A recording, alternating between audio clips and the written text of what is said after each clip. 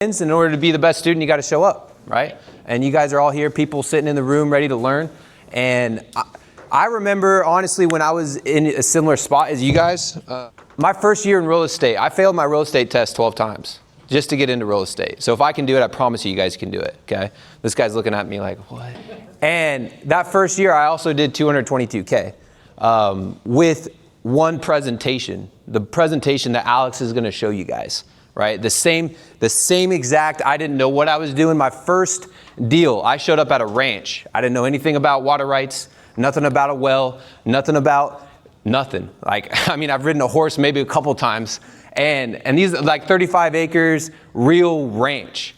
And I followed the gal around with the presentation, following her, doing it all the things. I shot a YouTube video, put it up, sold it in less than a month. It was expired. It sat on the market for almost 3 years.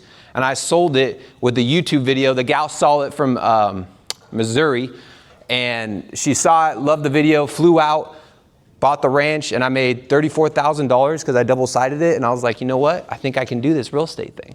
But it all started with not having any limiting beliefs. I think for new agents, it's nice because it's like, yeah, I'm going to make 30K a month or 40K a month. You don't have any limiting beliefs. You just want to. And then there's agents, and they're open-minded, and that's why you're here, right? I think there's going to be two types of real estate agents that are successful in what I call like the coming of the real estate agent, like this new brand of real estate agent. It's going to be real estate agents who are not real estate agents yet.